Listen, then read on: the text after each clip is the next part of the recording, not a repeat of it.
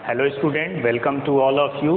Student, हम लोग बात कर रहे थे पीरियोडिक क्लासिफिकेशन चैप्टर की, और उस चैप्टर में हमने आपको एटॉमिक रेडियस के बारे में पढ़ाया था।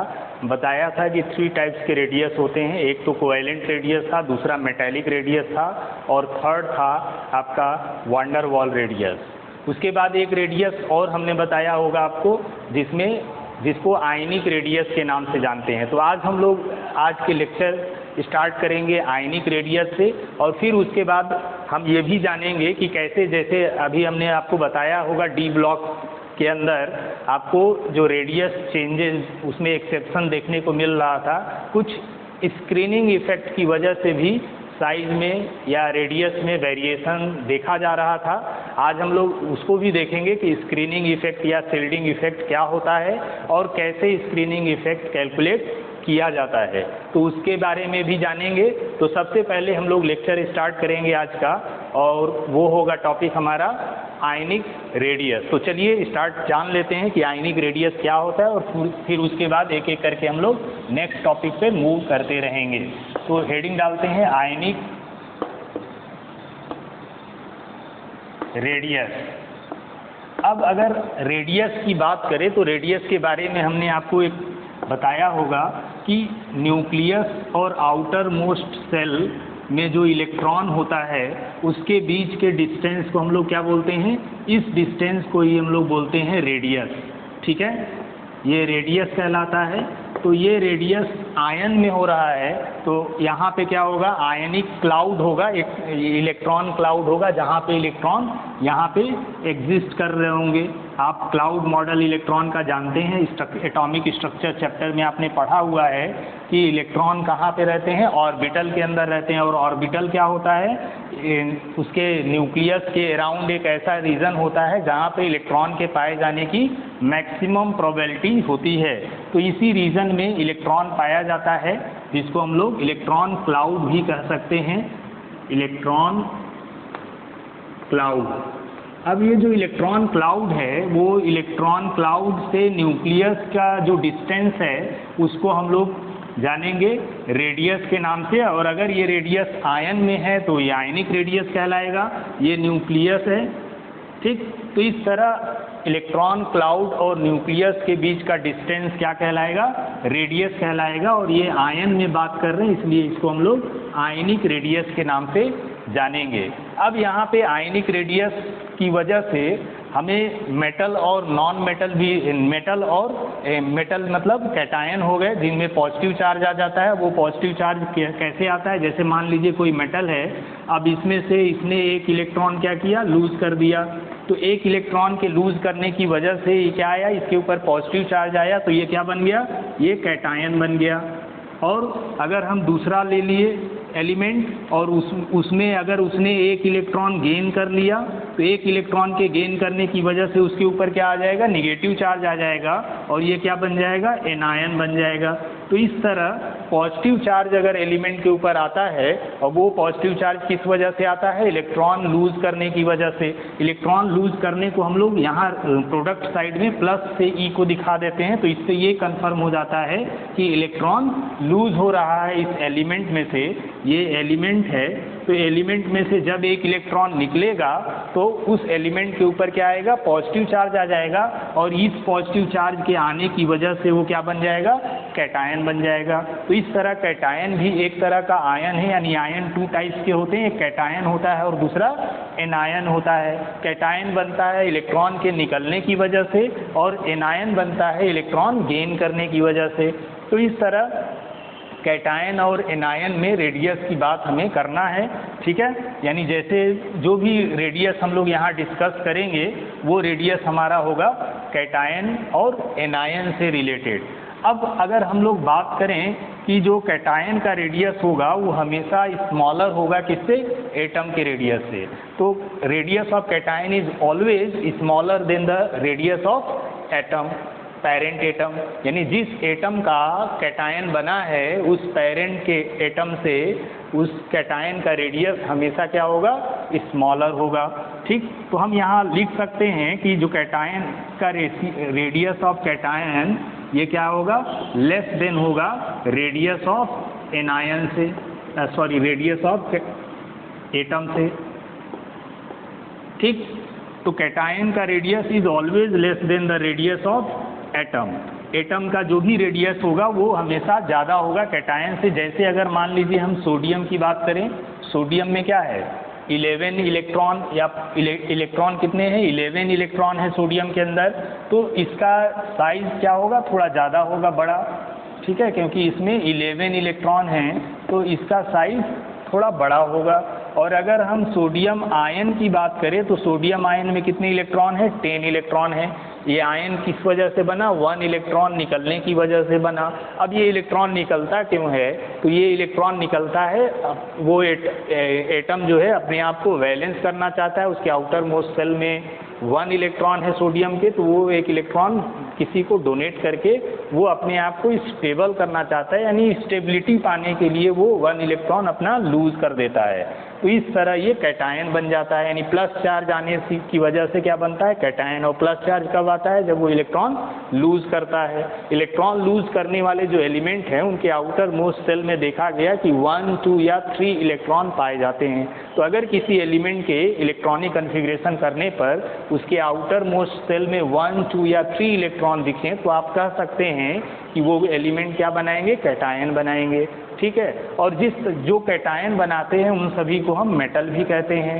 इस तरह अगर मान लीजिए उसके एलिमेंट के आउटर मोस्ट सेल में 5, 6 और 7 इलेक्ट्रॉन दिखेगा तो वो 8 करने के लिए इलेक्ट्रॉन ऑक्टेट कंप्लीट करने के लिए वो गेन करते हैं, और जितने भी एलिमेंट इलेक्ट्रॉन गेन करके अपना ऑक्टेट कंप्लीट करते हैं वो सभी पे उतना वो निगेटिव चार्ज आ जाता है जितना इलेक्ट्रॉन वो 8 करने के लिए गेन करते हैं। और जिनके ऊपर निगेटिव चार्ज आ जाता है उनको हम लोग नॉन मेटल भी कहते हैं। तो इस तरह एनायन एक तरह से नॉन मेटल को रिप्रेजेंट करता है और कैटायन मेटल को रिप्रेजेंट करता है। तो ये जो कैटायन बना, अब इस कैटायन की साइज ओरिजिनल एटम के साइज से क्या होगा थोड़ा कम होगा, ठीक, क्योंकि इसका एक इलेक्ट्रॉन जो आउटर मोस्ट सेल था उससे निकल गया, कम हो गया।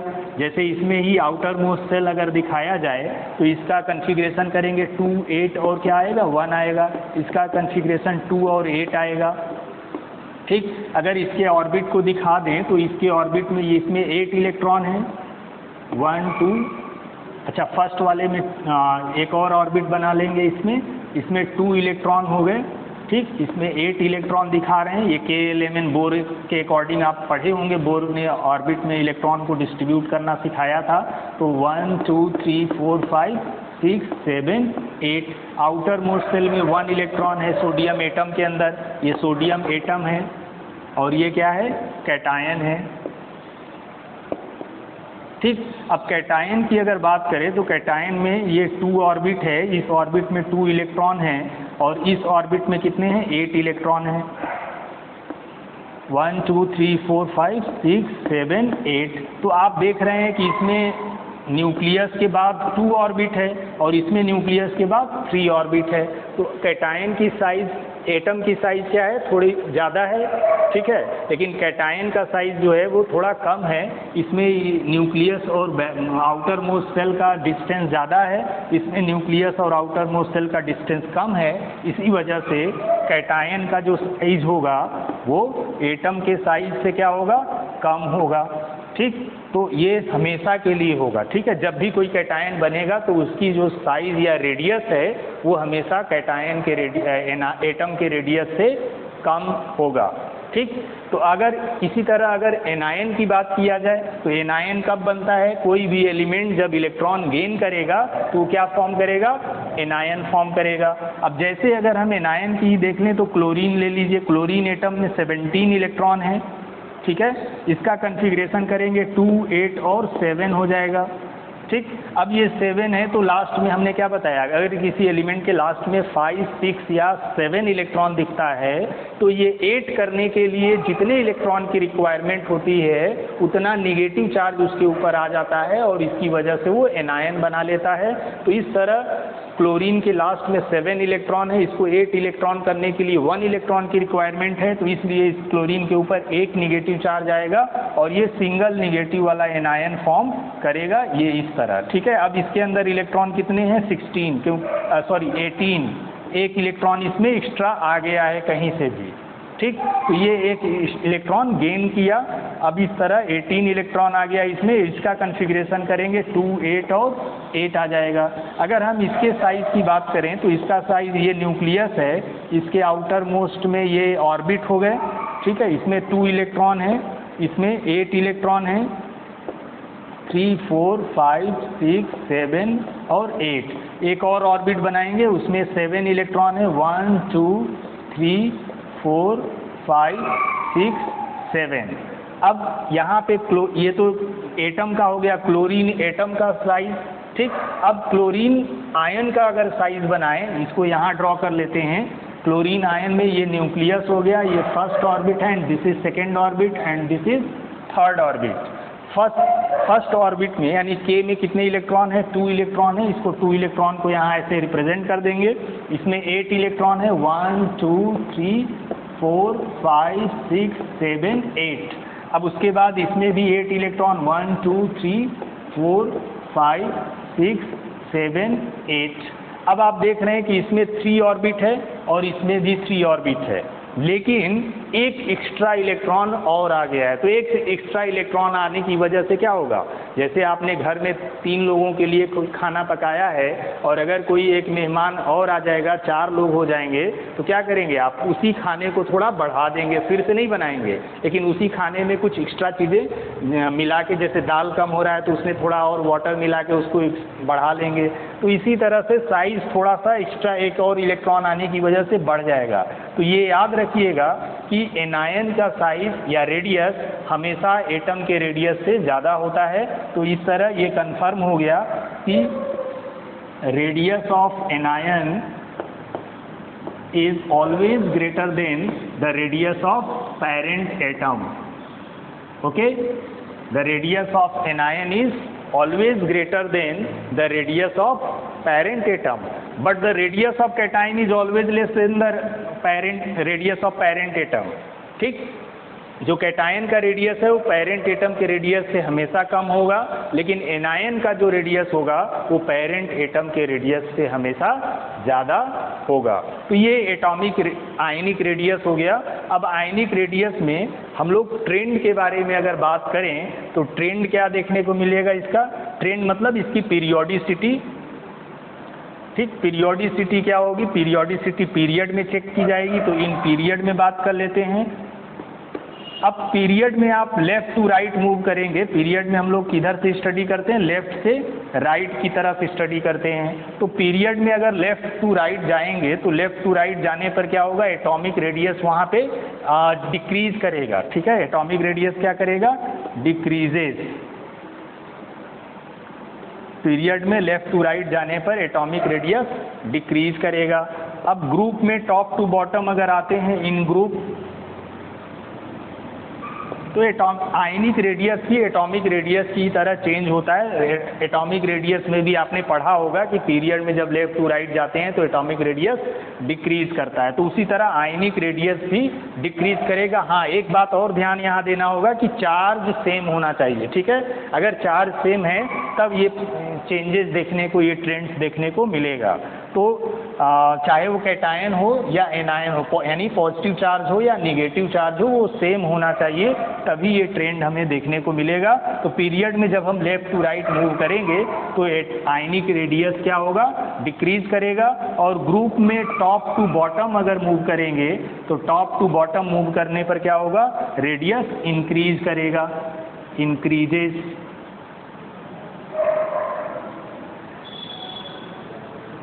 ठीक, तो ग्रुप में टॉप टू बॉटम आने पर एटॉमिक आयनिक रेडियस इंक्रीज करेगा। ऊपर से नीचे जब ग्रुप में आएंगे तो आयनिक रेडियस इंक्रीज करेगा। और पीरियड में लेफ्ट टू राइट मूव करेंगे तो आयनिक रेडियस डिक्रीज करेगा। यहाँ पे ये भी ध्यान देना है कि if charge is same either positive और निगेटिव, तो यहाँ चार्ज क्या होना चाहिए? सेम होना चाहिए। तो लिख देंगे यहाँ पे, if charge is same either positive और निगेटिव। यानी चार्ज इसका सेम होना चाहिए, तभी ये ट्रेंड देखने को मिलेगा, चाहे वो पॉजिटिव चार्ज हो या निगेटिव चार्ज हो। तो ये आपका आयनिक रेडियस के बारे में था। अब ये आयनिक रेडियस के ऊपर क्वेश्चन यही पूछा जाएगा कि आपसे पूछ लेगा कि ये क्लोराइड आयन का जो रेडियस है यानी Cl minus is greater than Cl, क्यों?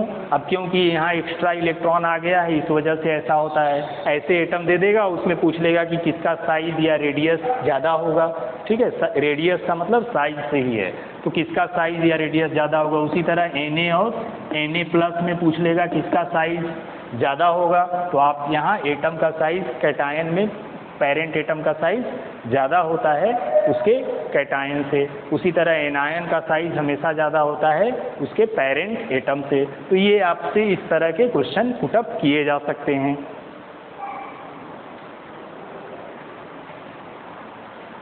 स्टूडेंट कभी कभी आइसो इलेक्ट्रॉनिक स्पीसीज़ के आयनिक रेडियस के बारे में भी पूछ लेता है, तो चलिए हम लोग जान लेते हैं कि आइसो इलेक्ट्रॉनिक स्पीसीज़ क्या होता है और उसके रेडियस से रिलेटेड क्वेश्चन का आंसर हम लोग किस तरह से देंगे।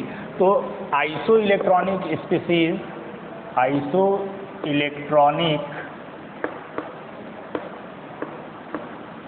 स्पीसीज़, अब आइसो का मतलब होता है समान, ठीक है, और इलेक्ट्रॉनिक मतलब इलेक्ट्रॉन, तो जिसमें नंबर ऑफ इलेक्ट्रॉन क्या होंगे, समान होंगे, उन सभी को हम आइसो इलेक्ट्रॉनिक स्पीसीज कहेंगे। तो कह सकते हैं दीज आर द एटम और ions having same number of electron, ठीक है, यानी ऐसे स्पीसीज जिनमें नंबर ऑफ इलेक्ट्रॉन क्या होंगे, सेम होंगे, उनको हम लोग आइसो इलेक्ट्रॉनिक स्पीसीज कहते हैं। जैसे अगर हम एग्जांपल की बात करें तो O2-, ठीक है, F-, उसी तरह Na+, Mg2+। अब इनमें आप देखेंगे कि नंबर ऑफ इलेक्ट्रॉन कितने हैं, ऑक्सीजन का एटॉमिक नंबर 8 होता है। अब 2- का मतलब 2 इलेक्ट्रॉन और आ गया है, तो इसमें 8 इलेक्ट्रॉन पहले से थे, अब उसमें 2 इलेक्ट्रॉन और आ गया है, तो टोटल इलेक्ट्रॉन कितने हो गए इसके अंदर, 10 इलेक्ट्रॉन हो गए। उसी तरह फ्लोरीन के अंदर एटॉमिक नंबर इसका 9 है, तो 9 इलेक्ट्रॉन पहले से हैं। अब एक निगेटिव चार्ज का मतलब 1 इलेक्ट्रॉन और आ गया, तो इसमें भी 10 इलेक्ट्रॉन हो गए। सोडियम के अंदर 11 एटॉमिक नंबर है, तो 11 इलेक्ट्रॉन पहले से और 1 इलेक्ट्रॉन प्लस की वजह से निकल गया, तो ये 10 इलेक्ट्रॉन इसमें भी बचा। अब मैग्नीशियम में 12 एटॉमिक नंबर यानी 12 इलेक्ट्रॉन है, 2+ मतलब 2 इलेक्ट्रॉन इसमें से निकल गया, तो यहाँ 10 इलेक्ट्रॉन बचा।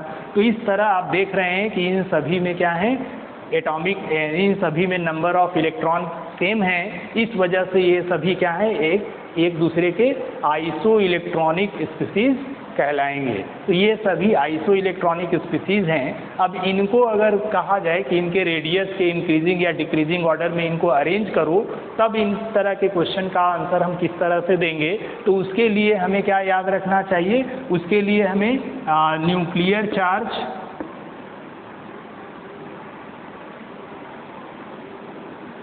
और नंबर ऑफ इलेक्ट्रॉन, इस रेशियो को याद रखना चाहिए, ठीक है। न्यूक्लियर चार्ज को हम लोग इसमें न्यूक्लियर चार्ज को Z से रिप्रेजेंट करेंगे और नंबर ऑफ इलेक्ट्रॉन को E से रिप्रेजेंट करेंगे। तो अगर हम ये रेशियो याद रखते हैं तो इस रेशियो के बेसिस पे हम इस तरह के क्वेश्चन का आंसर दे सकते हैं। अब आपको यहाँ ये देखना होगा, ध्यान रखना होगा कि जिसके लिए Z/E रेशियो, ये रेशियो जिसके लिए ज़्यादा होगा, ठीक है, उसका रेडियस या साइज क्या होगा, उसका रेडियस कम होगा, लेसर रेडियस, ठीक। अगर Z/E रेशियो ग्रेटर, ज़्यादा इंक्रीज कर रहा है, तो वहाँ पे रेडियस या साइज क्या होगा, उसका कम हो जाएगा, डिक्रीज कर जाएगा, ठीक। उसी तरह अगर Z/E रेशियो कम है तो उसका रेडियस क्या होगा, उसका रेडियस ज़्यादा होगा। तो ये ध्यान दीजिएगा कि जिसके लिए Z/E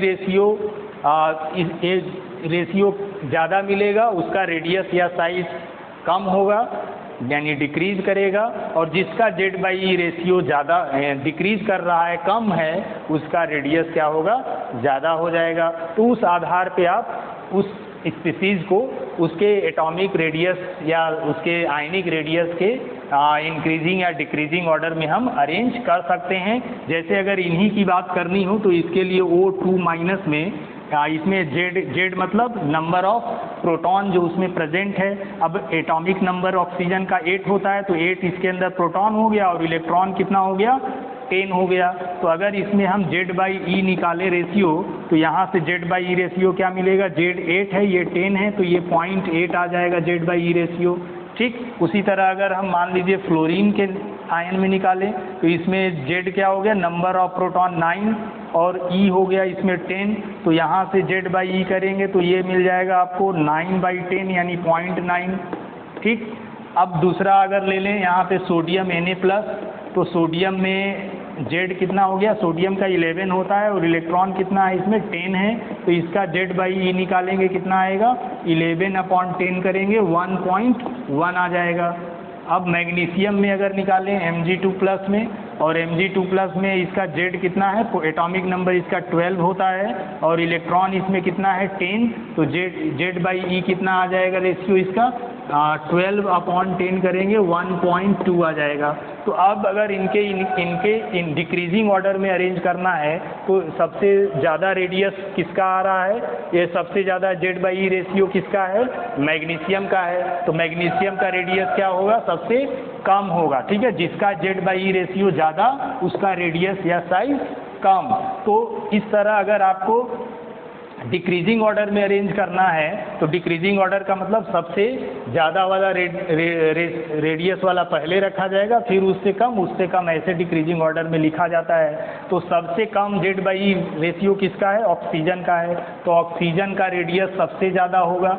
फिर उससे कम किसका है, ये फ्लोरीन का है, तो फिर फ्लोरीन का रेडियस आ जाएगा, और फिर उसके बाद किसका आ जाएगा, सोडियम का रेडियस आ जाएगा, और लास्ट में सबसे कम रेडियस किसका होगा, मैग्नीशियम आयन का सबसे कम रेडियस होगा, क्योंकि मैग्नीशियम आयन का Z/E रेशियो सबसे ज़्यादा है, और जिसका Z/E रेशियो सबसे ज़्यादा आता है उसका रेडियस कम होता है। तो इस तरह आप देख रहे हैं कि ये किसी एक पीरियड को रिप्रेजेंट कर रहे हैं, तो पीरियड में लेफ़्ट टू राइट जाते हैं, ऑक्सीजन, फ्लोरीन, नियॉन के बाद सोडियम, मैग्नीशियम, एल्युमिनियम, ऐसे जब जाते हैं तो रेडियस पीरियड में लेफ़्ट टू राइट जाने पर क्या होता है, डिक्रीज करता है। तो यहाँ पे भी वो ट्रेंड आपको दिख रहा है कि रेडियस जब हम ऑक्सीजन से मैग्नीशियम की तरफ पीरियड में लेफ़्ट टू राइट बढ़ रहे हैं तो उसका रेडियस डिक्रीज कर रहा है। तो ये रेडियस का डिक्रीमेंट जो है उसको हम लोग इस तरह से Z/E रेशियो के बेसिस पे भी निकाल सकते हैं।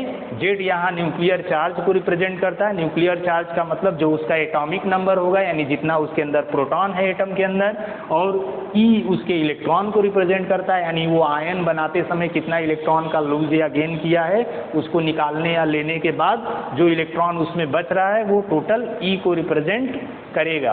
तो इस आधार पे आप उनके रेडियस को कैलकुलेट कर सकते हैं। चलिए इस पे एक क्वेश्चन करके हम लोग देखते हैं, जिसमें इस NCERT का ये क्वेश्चन NCERT से रिलेटेड है, और क्वेश्चन पूछा गया है विच ऑफ द फॉलोइंग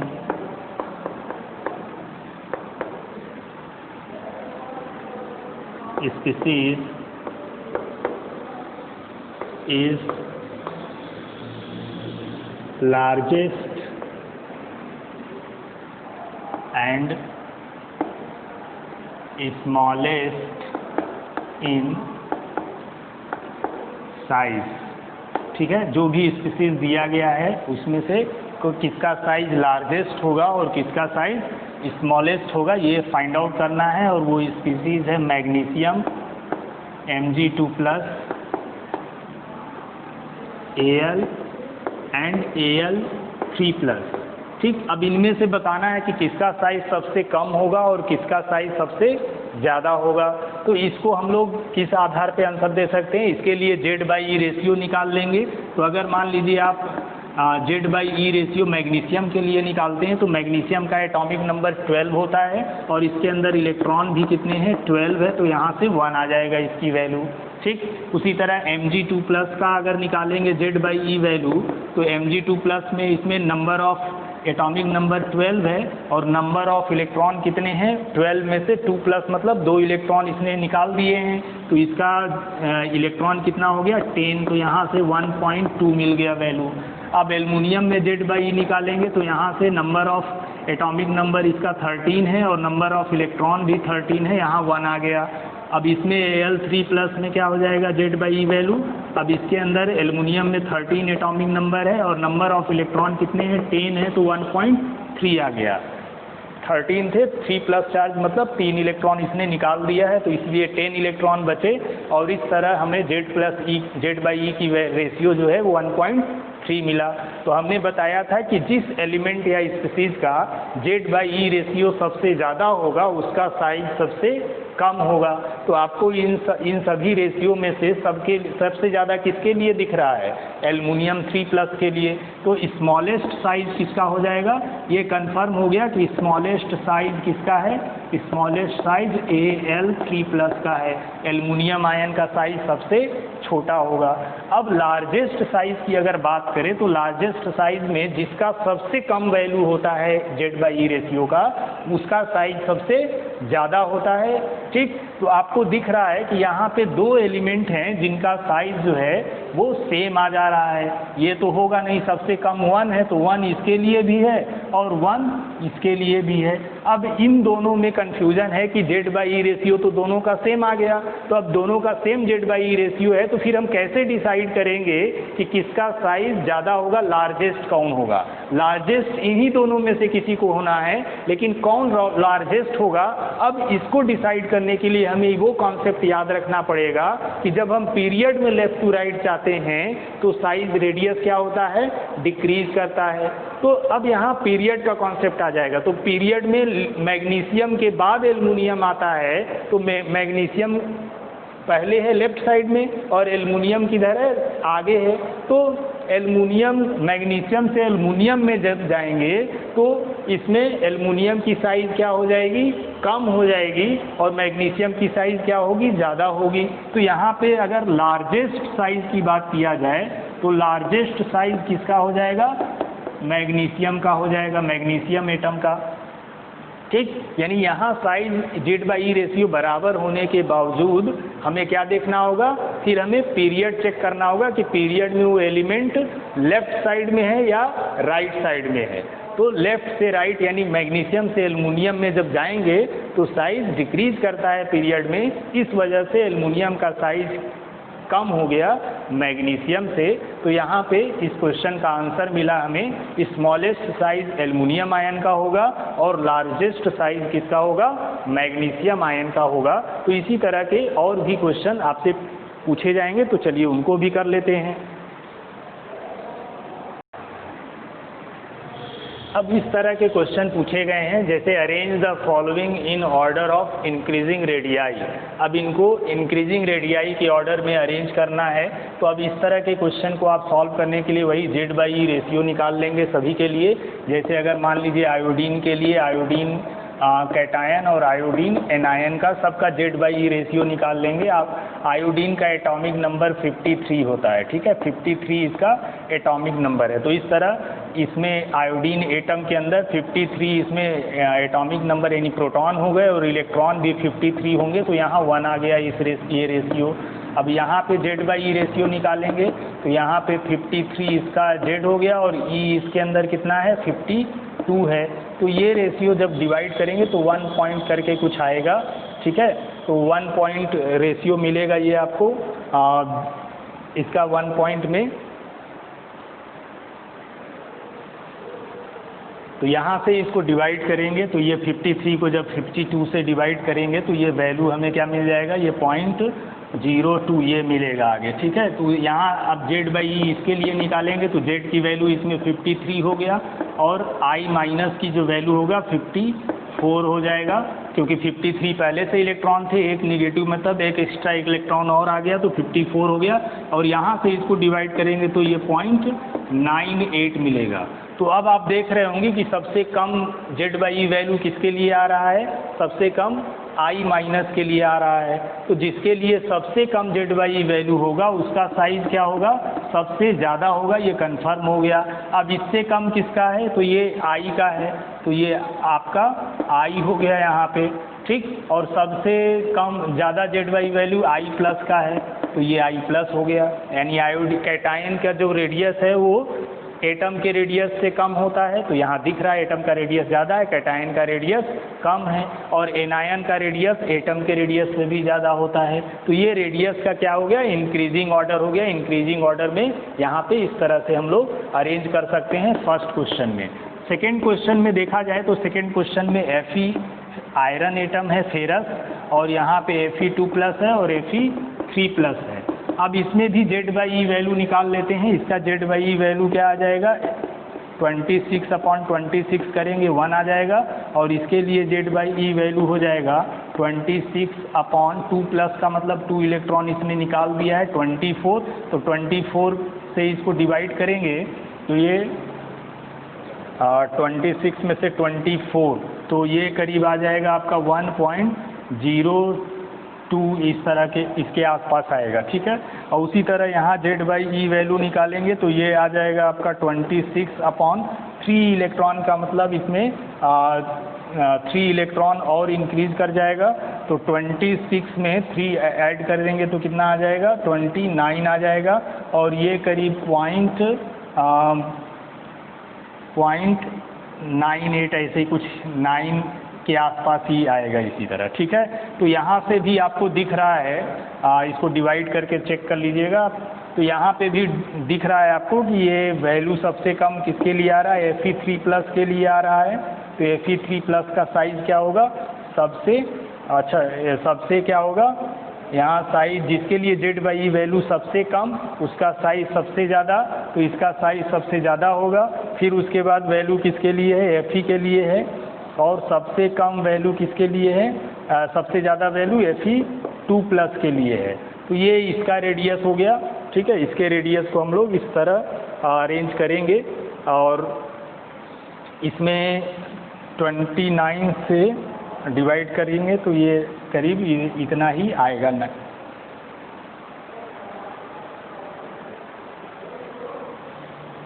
अच्छा, यहाँ पे ये जो वैल्यू लिखा गया है 3+ इलेक्ट्रॉन है, तो 3+ इलेक्ट्रॉन में यहाँ पे प्लस कर दिए हैं। इसको 3+ का मतलब क्या हुआ, 3 इलेक्ट्रॉन माइनस हो जाना चाहिए, ठीक है। तो 26 है, 26 में से 3 गया, यहाँ 23 आ जाएगा, ठीक है।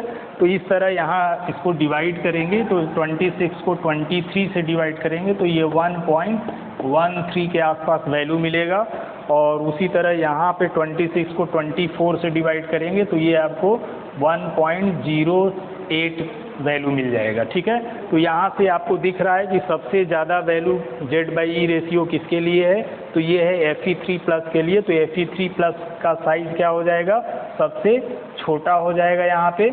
और उसके बाद सबसे कम वैल्यू किसके लिए है, तो ये Fe के लिए है, तो Fe का साइज़ सबसे ज़्यादा होगा, और उसके पहले बीच में कौन रहेगा, Fe2+ रहेगा, ठीक है। तो सबसे ज़्यादा वैल्यू Fe3+ के लिए है, तो Fe3+ का साइज़ सबसे कम है, और Fe2+ उसके बाद है, तो उसका साइज़ बीच में आ गया। और सबसे ज़्यादा साइज़ किसका होगा, Fe एटम का होगा। तो इस तरह से हम एटम को अरेंज कर सकते हैं on the basis of Z/E ratio. Greater the Z/E ratio smaller the size, and smaller the Z/E ratio greater will be the size, ठीक है। तो इस तरह से हम क्वेश्चन को आंसर देंगे। अब हम लोग जान लेते हैं स्क्रीनिंग कांस्टेंट क्या, स्क्रीनिंग इफेक्ट क्या होता है, और उस स्क्रीनिंग इफेक्ट को हम लोग शील्डिंग इफेक्ट के नाम से भी जानते हैं। ये स्क्रीनिंग इफेक्ट हम लोग जब पढ़ रहे थे वहाँ डी ब्लॉक एलिमेंट पढ़ रहे थे, तो उसमें ग्रुप में जब ऊपर से नीचे आ रहे थे तो वैनेडियम के नीचे अगर आइए तो उसमें लास्ट में जो एटम का साइज़ है वो लगभग इक्वल हो जाता है, ठीक है। तो वहाँ पे उसको हम लोग लैंथेनाइट कॉन्ट्रैक्शन के नाम से जानते हैं। तो जो हम लोग स्क्रीनिंग इफेक्ट अब पढ़ने चल रहे हैं, इस स्क्रीनिंग इफेक्ट या शील्डिंग इफेक्ट को ही आगे जब हम लैंथेनाइट के बाद अगर इसको स्टडी करते हैं तो इसी को हम लोग क्या कहते हैं, वहाँ पे लैंथेनाइड कॉन्ट्रैक्शन के नाम से जानते हैं। और लैंथेनाइड कॉन्ट्रैक्शन क्या होता है, वैलेंस सेल और न्यूक्लियस के बीच में 4s ऑर्बिटल के जो इलेक्ट्रॉन हैं वो आउटर मोस्ट सेल को न्यूक्लियस से अट्रैक्ट होने में रोक नहीं पाते हैं, और उसी इफेक्ट को हम लोग वहाँ पे ये लैंथेनाइड कॉन्ट्रैक्शन के नाम से जानते हैं। और ये lanthanide contraction poor shielding of 4s electron की वजह से देखने को मिलता है। तो उसी तरह का ये इफेक्ट है, यानी यही इफेक्ट वहाँ पे लैंथेनाइड कॉन्ट्रैक्शन के नाम से जाना जाता है आफ्टर लैंथेनाइड एलिमेंट। अब उसी को हम लोग जो है स्क्रीनिंग इफेक्ट भी कहते हैं। अब ये स्क्रीनिंग इफेक्ट में क्या हो गया, तो स्क्रीनिंग इफेक्ट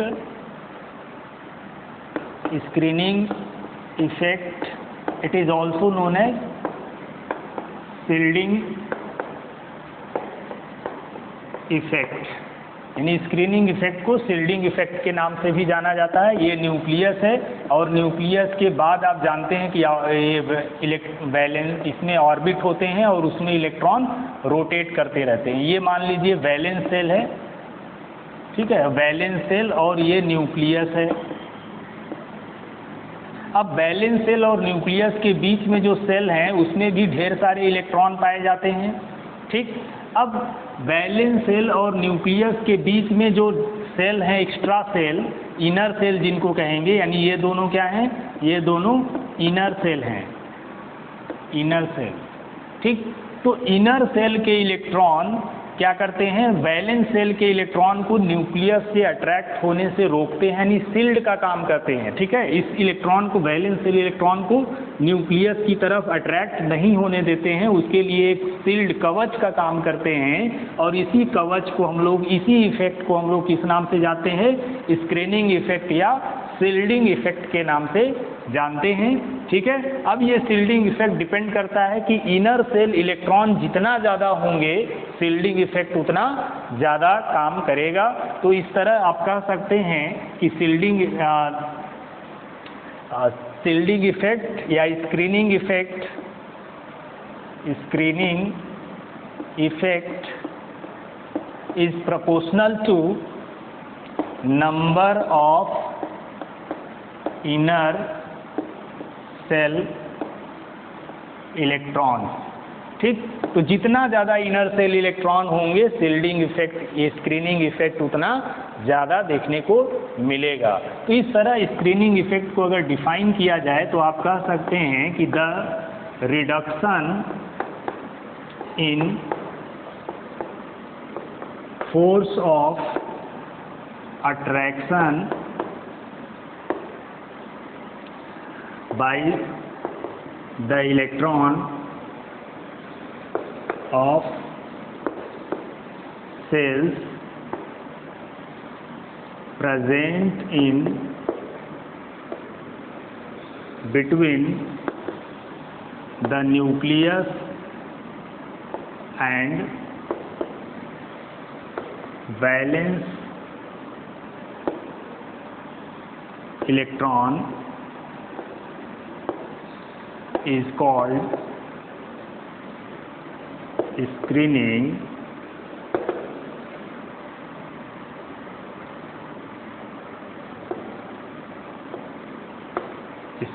इफेक्ट, ठीक है। स्क्रीनिंग इफेक्ट क्या हो गया, ये वैलेंस इलेक्ट्रॉन है, तो वैलेंस इलेक्ट्रॉन और न्यूक्लियस के बीच वाले जो इलेक्ट्रॉन हैं वो वैलेंस इलेक्ट्रॉन को न्यूक्लियस से शील्ड करता है, और इसी इफेक्ट को हम लोग शील्डिंग इफेक्ट या स्क्रीनिंग इफेक्ट के नाम से जानते हैं। अब ये स्क्रीनिंग इफेक्ट किस पे डिपेंड कर रहा है, जितना ज़्यादा इनर सेल इलेक्ट्रॉन होंगे उतना ज़्यादा स्क्रीनिंग इफेक्ट देखने को मिलेगा। अब इसी स्क्रीनिंग इफेक्ट को हम ZEF, ये इससे डिनोट करते हैं, जेड इफेक्ट, ठीक है, जेड इफेक्ट, या इसी को हम लोग क्या बोलते हैं, effective nuclear charge, effective nuclear charge. अब आप ये इफेक्टिव न्यूक्लियर चार्ज पढ़े थे आपने, जब आप पढ़ रहे थे उसमें ट्रेंड्स देख रहे थे, जब पीरियड में लेफ़्ट टू राइट जाते हैं तो साइज घटता है, रेडियस घटता है।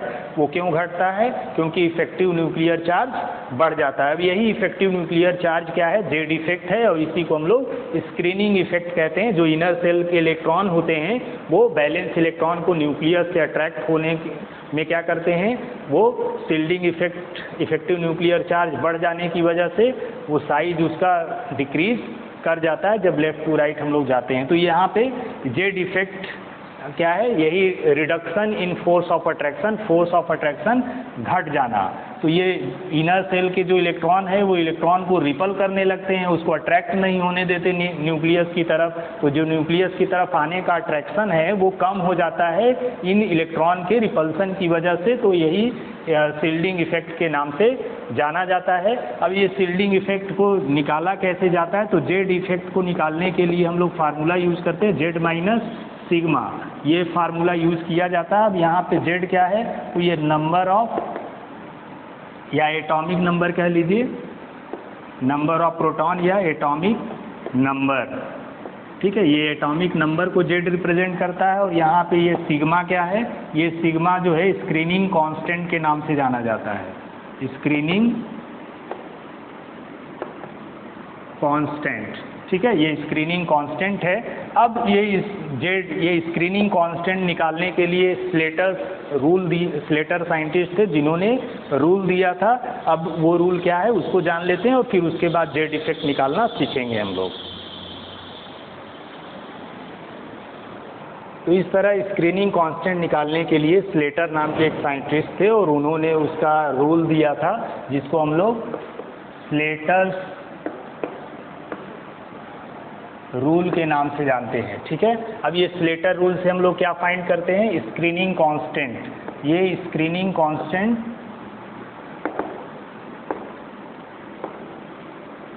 सिग्मा, ठीक है, सिग्मा फाइंड करने के लिए रूल दिया गया था, स्लेटर्स रूल के नाम से जाना जाता है। अब इस रूल में ये बताया गया है इलेक्ट्रॉन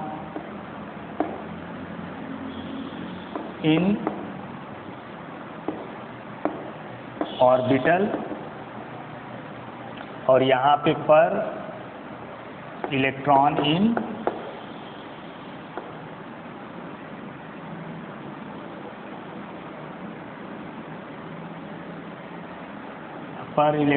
इन ऑर्बिटल। अब यहाँ से जो इलेक्ट्रॉन ऑर्बिटल में जो इलेक्ट्रॉन पाए जाएंगे, ऑर्बिटल कौन कौन से हैं? SPDF ऑर्बिटल है। यहाँ N, N-1, N-2, N-3 and so on, सबके लिए वैल्यू सेम होगा, ठीक। ये इस तरह से इसको डिवाइड किया गया है। अब अगर S और P ऑर्बिटल की बात करें, अगर इलेक्ट्रॉन S या P ऑर्बिटल में है तो उसके लिए जो N की वैल्यू है वो N की वैल्यू क्या होगा? ये 0.35 होगा, ठीक। N-1 की वैल्यू 0.85 होगा और इसकी वैल्यू 1.00 यानी 1 होगा। D और F ऑर्बिटल के लिए अगर देखा जाए तो N की वैल्यू क्या आ जाएगा? इसके लिए 0.35 ही रहेगा वैल्यू, और इसका वैल्यू 1.00 हो जाएगा, इसका वैल्यू भी 1.00 होगा।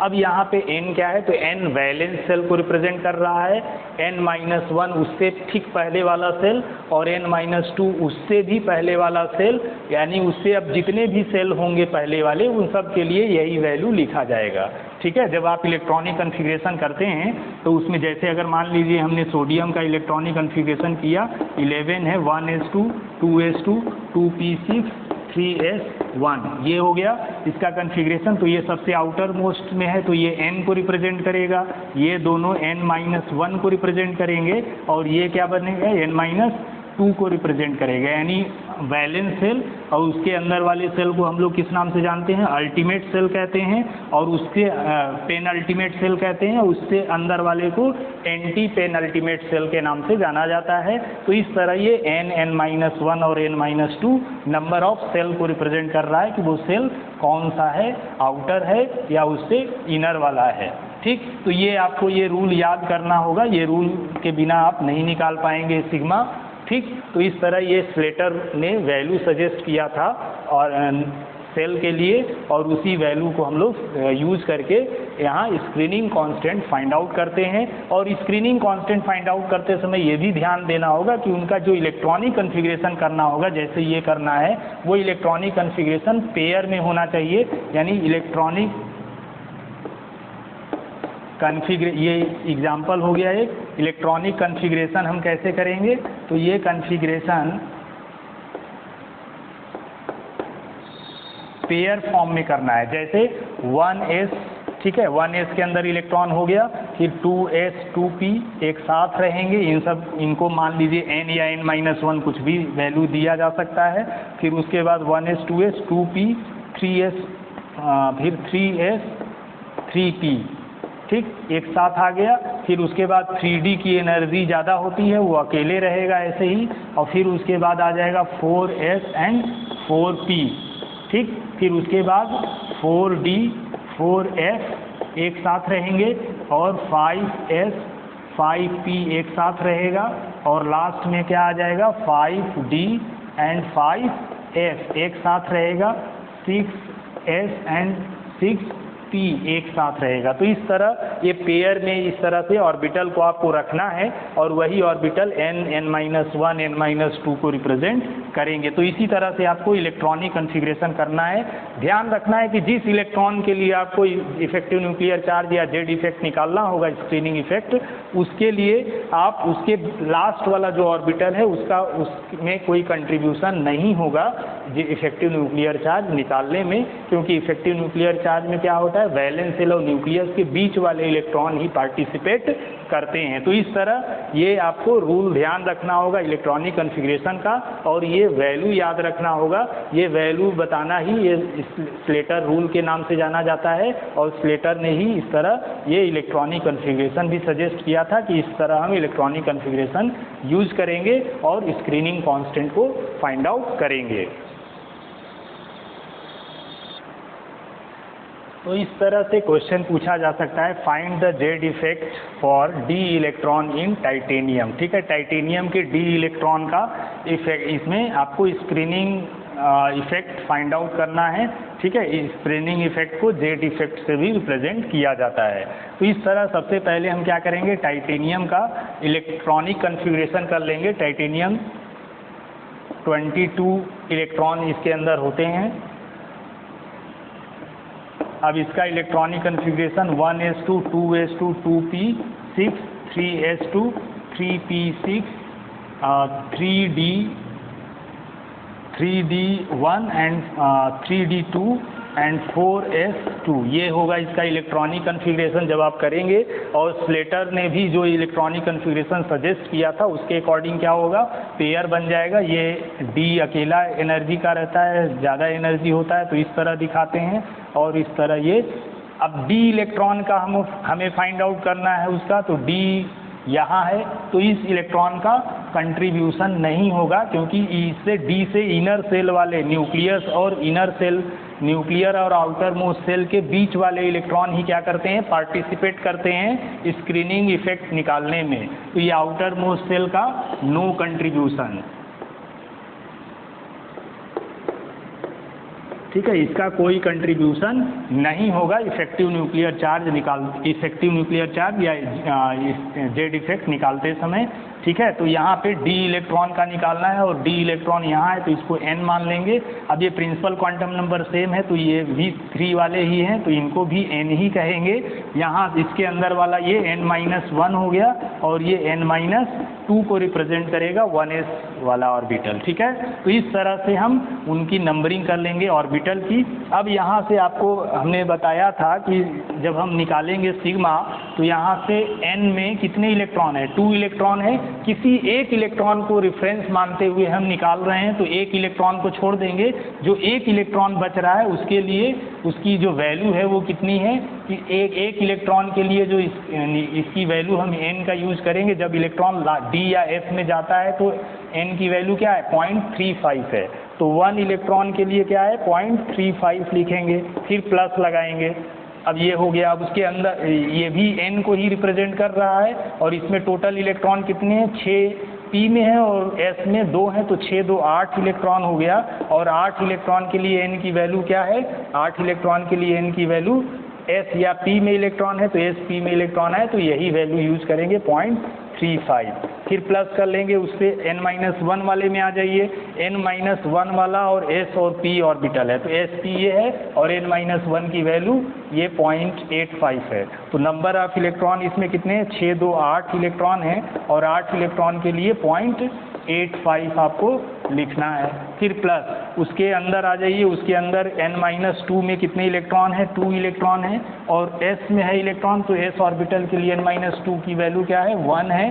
अब इनको हम सॉल्व कर लेंगे और सॉल्व कर लेंगे तो 0.35 प्लस इसको हम इंटू करेंगे तो ये आ जाएगा आपका 2.80, ठीक है, 8 5 जब 40 एंड ठीक है ये। अब यहाँ से इंटू करेंगे तो ये आ जाएगा आपका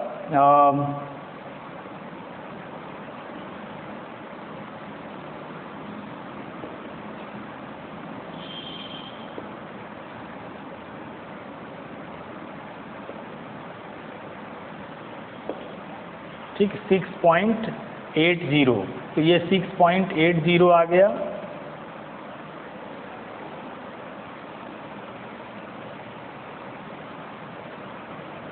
अब उसी तरह यहाँ पे क्या आ जाएगा, 2 आ जाएगा, ठीक।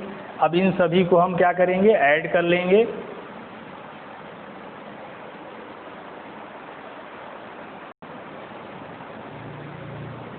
अब इन सभी को हम ऐड कर लेंगे, ये 0.3 हो गया, 8 यानी 0.35, 2.80, 6.80 एंड 2.00, ठीक है। यहाँ से 5 आ गया,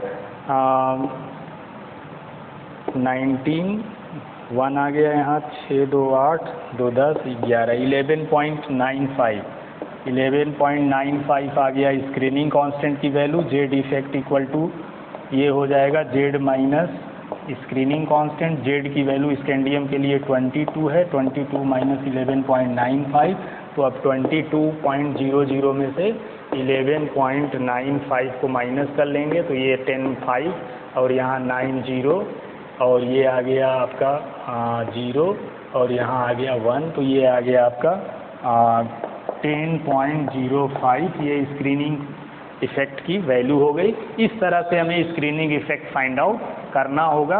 अब ये स्क्रीनिंग इफ़ेक्ट निकाल के हम बता सकते हैं कि वो कितना आउटर मोस्ट सेल को न्यूक्लियस से जो इनर सेल इलेक्ट्रॉन है वो प्रोटेक्ट करेंगे। तो ये इस तरह हम लोगों ने स्क्रीनिंग कांस्टेंट से निकालना सीखा, ठीक है। और आयनिक रेडियस के बारे में और आइसो इलेक्ट्रॉनिक स्पीसीज क्या होते हैं, उन सब का रेडियस साइज कैसा होगा, उन सब के बारे में इस वीडियो में हमने पढ़ा और आपको समझ में भी उम्मीद है आया होगा।